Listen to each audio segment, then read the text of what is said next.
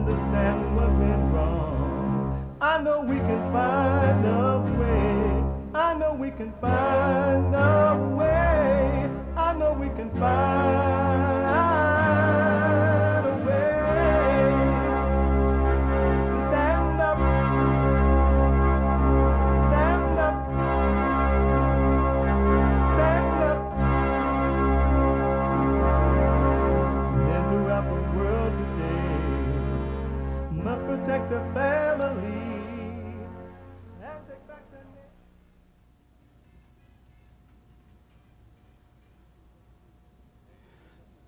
Welcome to the Jesse Peterson Show.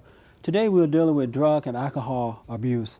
Bond, for the new listener, is Brotherhood Organization of a New Destiny. And the purpose of Bond is to rebuild the black community by rebuilding the black man. What we're doing is dealing with every aspect of the family, of the community. We want to understand what has gone wrong with the black man. What is it that prohibits him from being in charge of his life? Where's that self-control that we all should have as men? So we're dealing with that today, and with me is a man that I have a lot of respect for, and I really am happy that he's here. It's Pastor Sergio from the Plain Truth Outreach. Is that right, Pastor? Yes, sir. I really appreciate you coming. Before we get into what are you doing in your program, I want the guys to introduce themselves, start with you, and then we'll get into the program, all right? So can you just tell your name and what you're doing, where you're located and stuff? Yes, my name is Pastor Sergio Jaquez. I'm the pastor of the Plain Truth Outreach Ministries, located in the city of Linwood at 12627 Oak Street. Okay. My name is Leon Hughes, and I'm the director of the home at Plain Truth Outreach. Oh, okay. I've spoken to you on the phone, right? Oh, Yes, sir. okay. All right, the face with the voice. Right. Okay, yes, sir. My name is Ronald Beadie, and I'm a resident at the home, Plain Truth Outreach. My name is Leroy, and I'm a resident at the home, Plain Okay. Truth. You know, I really do appreciate you guys coming to help us to understand drug and alcohol and whatever it is that you're dealing with, so that we can begin to conquer this thing. I'm a firm believer that we can overcome it. And so the purpose of this program is to help others that are dealing with the same thing to understand that they may see how to overcome it. But first, Pastor, can you tell us a little bit about your program, why you got started, how you got started, and what are you doing, some of the things that you're doing? Okay, I'm a recovering drug addict. I've been sober 17 years now. Wow. I've done time, done crime. 17 years ago, I had an experience in jail, and the Lord changed my life. Since then, I made a commitment that was born inside of me to start a work to help young men and women get off drugs. And that's how the Plain Truth Outreach Ministries came into existence.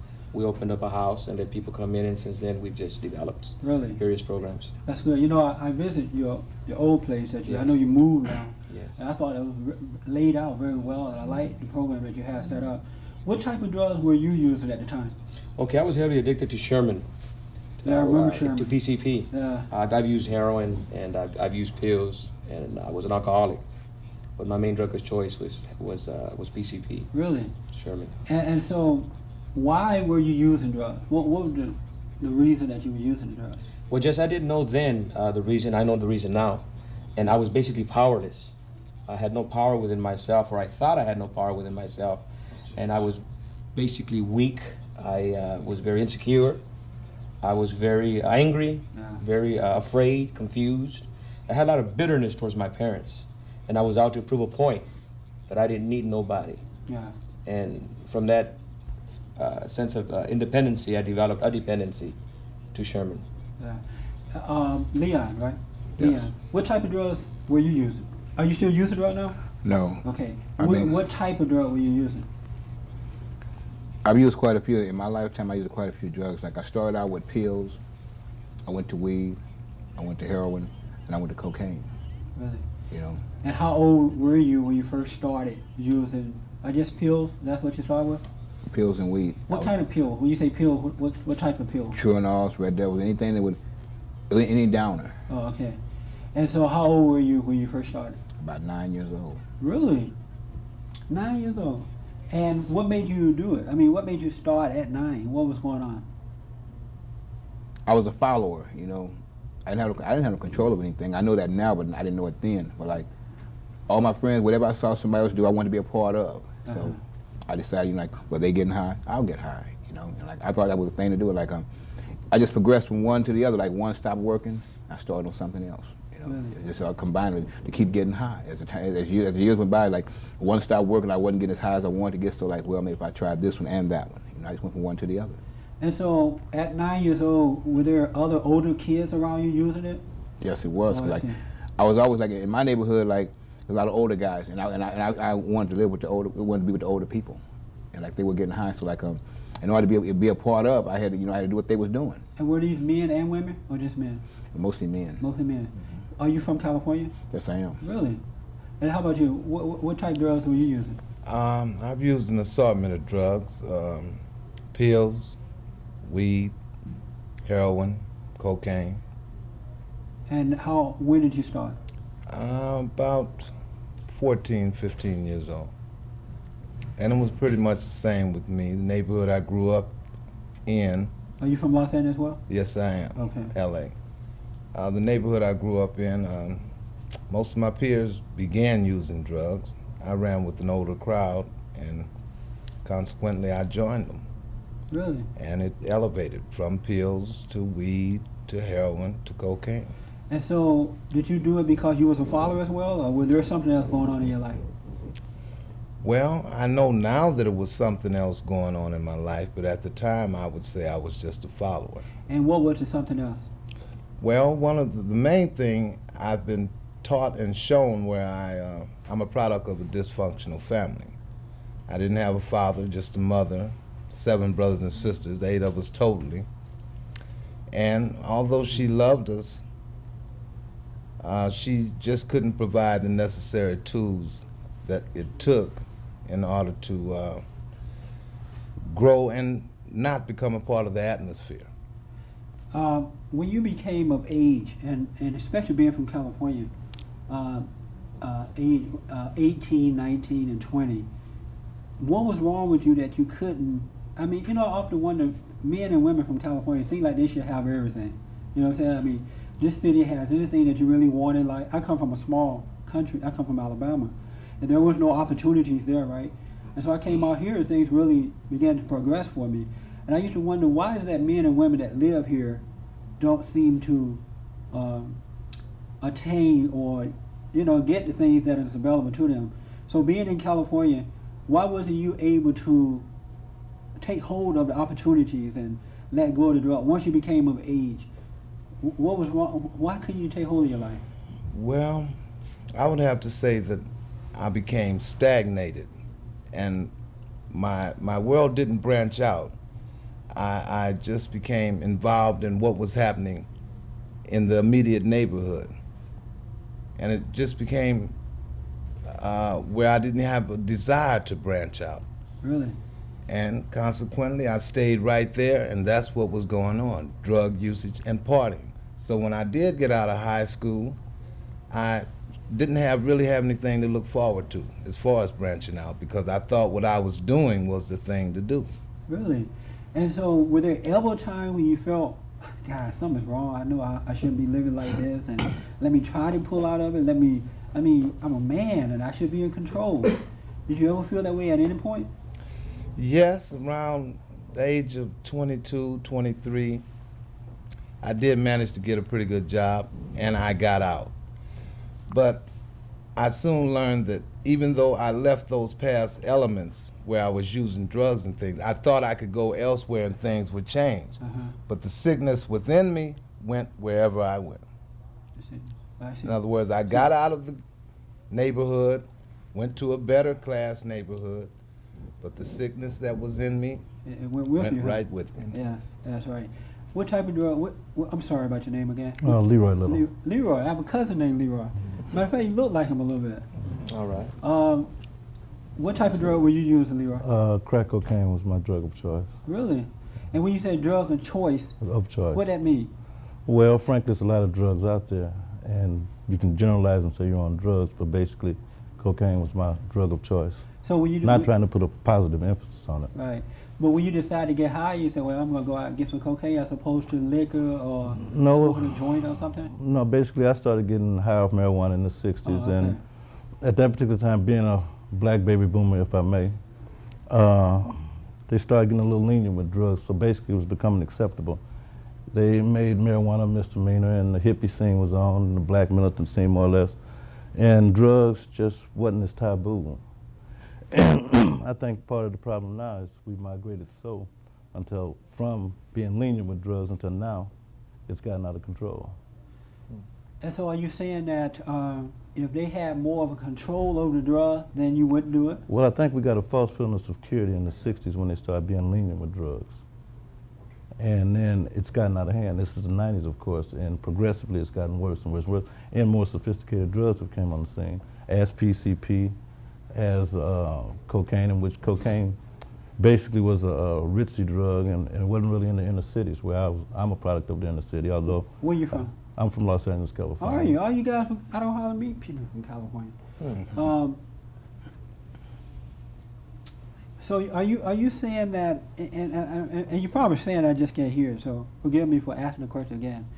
Are you saying that because the drug was freely out there, they were lenient, it was okay, it was easy to get the drug, and that's why you were using it? Well, it was more accessible, but it was somewhat acceptable. I mean, when you started making drugs a misdemeanor. So were you using it because it was acceptable? No, not necessarily because, but I mean, it was more prevalent. It just put it out there, and I mean, if you smoke a joint, you're gonna get 10 years for doing it. You're not gonna smoke it, chances are, or you'll be more discreet.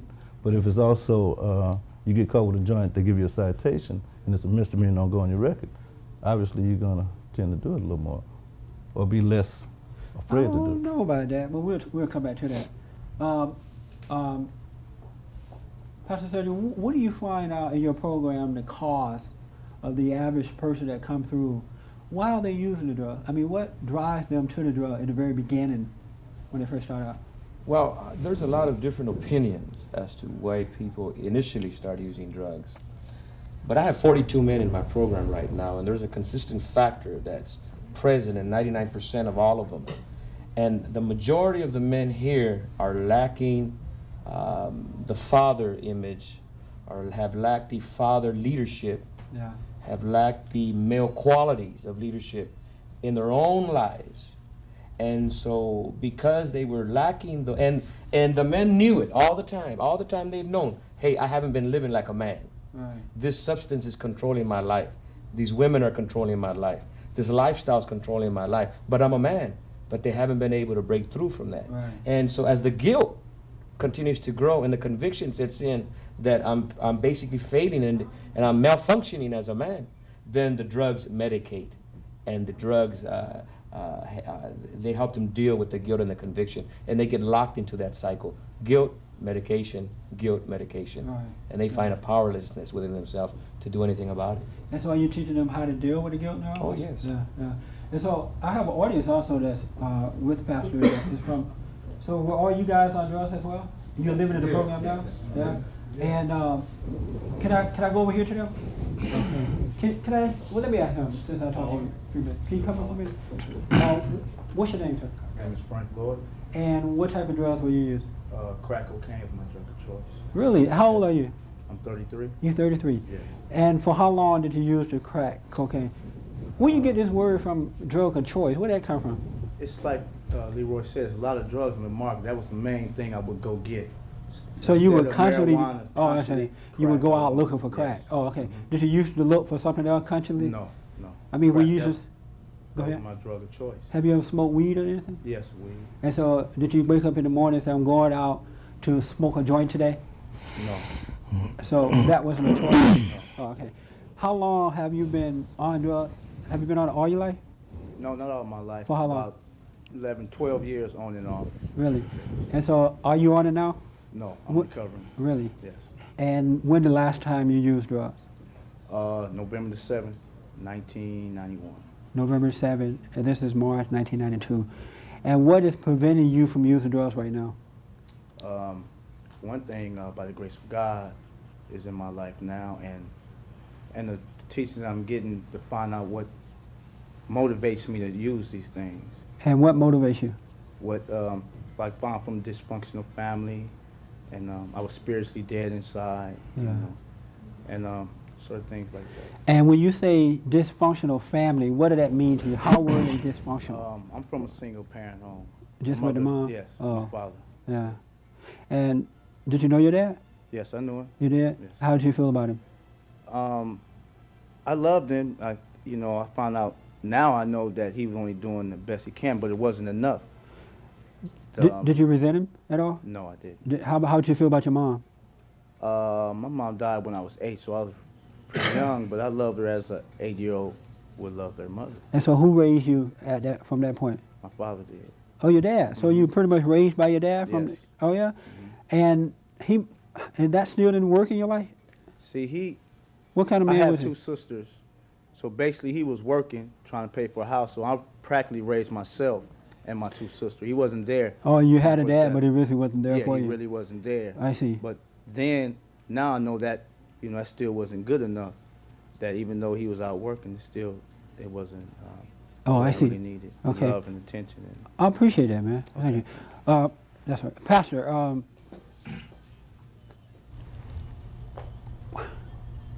what is the ratio of men that are overcoming this and staying away from it completely? Through your program, how is it working for them? Do they get away from it and stay away from it? Yes, I would say that the success rate is not that great. I would say it would be now 6 out of every 12 men. Really? Yes, the principles that need to be learned are quite simple, but the consequences of living so long in that type of lifestyle complicate the simplicity of the principles. When I tell a young man, the pain that you feel inside of you can be turned around to a positive energy, Right. and don't hate the pain. Right. Love the pain, grow by it. Right. It sounds simple, but they've hated the pain for so long. It takes time for them to learn to go through the pain and to not hate the pain. When I tell these young men things like, look to God, God is going to reawaken within you the potentials that you've had in your life, all your life. And the potentials are great and they're there. But once again, it takes experience, time, and practice to develop this trust and faith in the God that's in Right. these men. And so what I find is a consistency where 6% or half the percentage will go out, try it, fail, come back, relearn, reattach, reconnect, go back out, and maybe on their second time in, they'll grab and become a consistent statistic. We have to take a break, and I'll be back in a minute. Okay. That's interesting. When children cry, you've got to try some responsibility.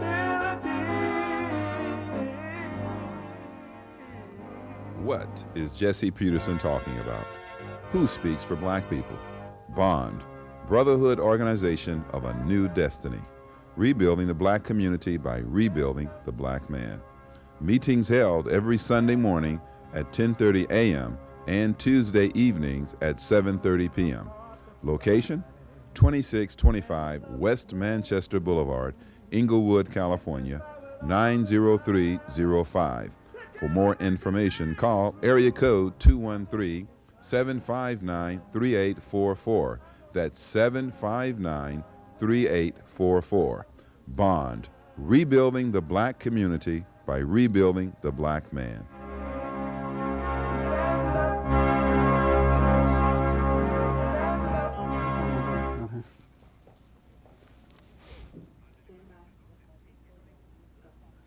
Welcome back to the program. We're with Pastor Sergio today from Plain Truth Outreach, and we're talking about alcohol and drug abuse. When I see black men, any man, but particularly black men, because it's heart touching to see so many men that are being controlled by something else other than God or other than principles and values, and I'm on a mission to do something about that. And so what we're doing today is trying to understand that. Leon, how long you been using drugs? Oh, a little over 30 years. Okay. Was there ever a period when you stopped using it? Before going into the program? Yes, it was. When right after I got married, when I was 18 years old, between 18 and 20, I got married. When I was a kid, I was in church a lot. But, I was just going because I had to go. Yeah, sound like the average person. Yeah. Because When I we've got- been made to go to church, especially. I was made to Our go to mother church. make us go to church, huh? And But when then she crazy, we end up crazy, and nothing changed. Yes, sir. But when I got married, I went for a couple of years. And I thought I was interested, but I was going for all the wrong reasons because I was still getting high. That's right. Now, when I leave church, I get high. That's right. You know, so like, I didn't think about nothing like that. I just like after 2 years, I was like, me and my wife, we separated for a while. I just started using drugs. I just kept on using, you know. Like when I stopped, like if I go to jail or work on a job for a little while or something like that. Leon, that was it. did you know how sometimes in life everything seemed to be flowing really good? You know, you had a nice marriage, you have a nice job. In that point, you don't need the drugs. Is that right? I used them more then. Were you happy you used them? Really? So I think that's what made me happy. Oh, the drug made you happy. I was But I more mean content that when I was when ha- you when I was was high. off drugs, was life going good for you at that point? Didn't seem like it because I didn't have enough. Yeah. It was something was missing. Yeah, something's still missing. Something And so when missing. you was off the drug, you still had conflict. You were still. It seemed like something else was missing in your I life. was in misery. I understand that. I was in misery. You guys understand it? That's what you feel too?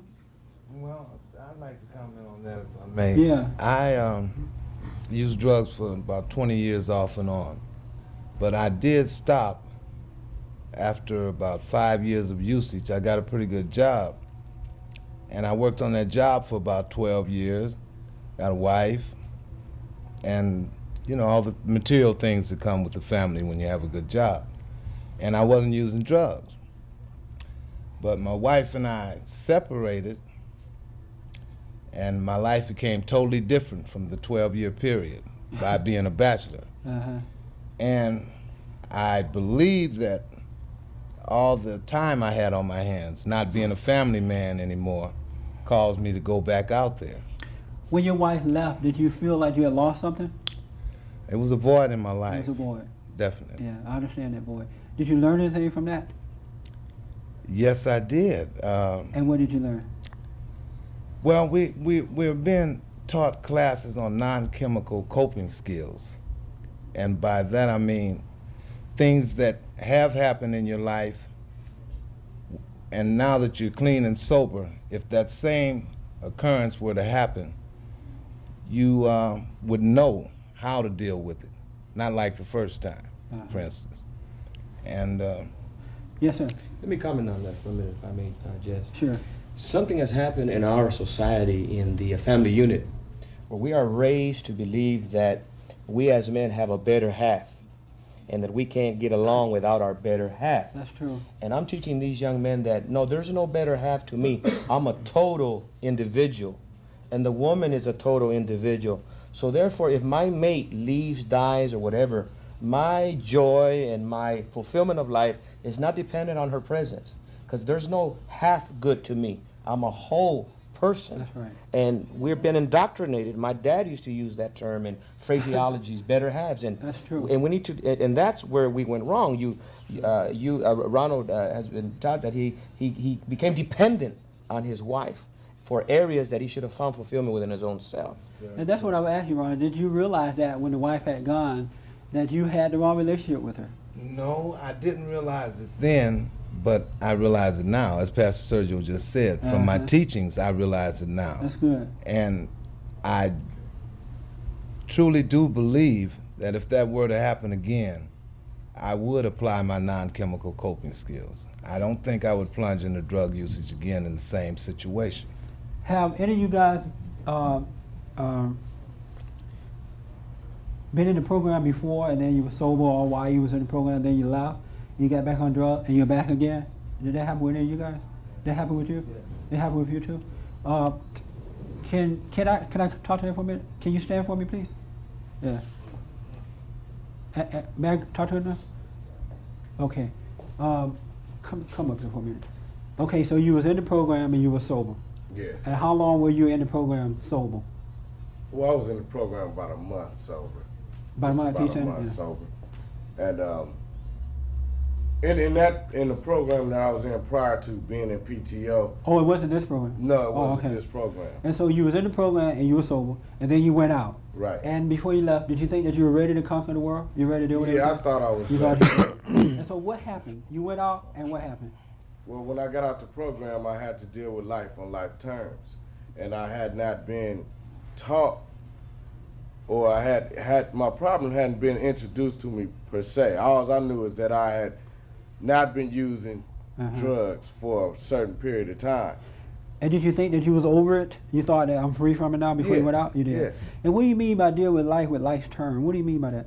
Like, say, for instance, going back to the wife and You married? dealing, yes. Oh, I Dealing understand, brother. No, yeah. Dealing with just, different situations. You come up against having to go to, like, say, for instance, applying for a job, and you get turned down for that job. You feel that you don't have a chance anymore. You right. can't deal with that. So the first thing that I really know of dealing with situations is turning back Run to away from drugs. it. That's good. So, since I've been in PTO, Pastor Sergio has taught me to look farther than just a drug. There's other things that we can do in life, and that's one of the 9 chemical coping skills. You sit back and you think about where you stand. Yeah. And then think about it, pray about it, and meditate about it. And then from there, you move on to the next phase. There's other jobs. I move on and try another place to, seek employment. I appreciate that. I want to hear some more from you, but we're running out of time. I want to talk about God because I heard a couple of guys say that God saved them. That's right, right? I mean, you guys been saved by God. Yes. And I want to discuss that a little bit. This is going to be a 2-part series, so whoever's missing this part, tune in next Monday night for part 2. And we're going to talk about God and how men and women are being saved by God and what that means, because I hear it all the time. And yet, when people have to go out and face the world on their term, they are still going back into drugs. And I want to understand, how can God save you one minute and then the next minute, you're back on drugs? Because I'm a firm believer that once God saves you from sin or conflict or whatever it is that you have in your heart, it's over with. It's done. And he also showed you how to deal with the enemy when he come back at you. So next week, we're going to deal with that, all right? Pastor Sergio, I thank you so much for coming. I thank all you guys for coming, all right? See you guys next week. That's great.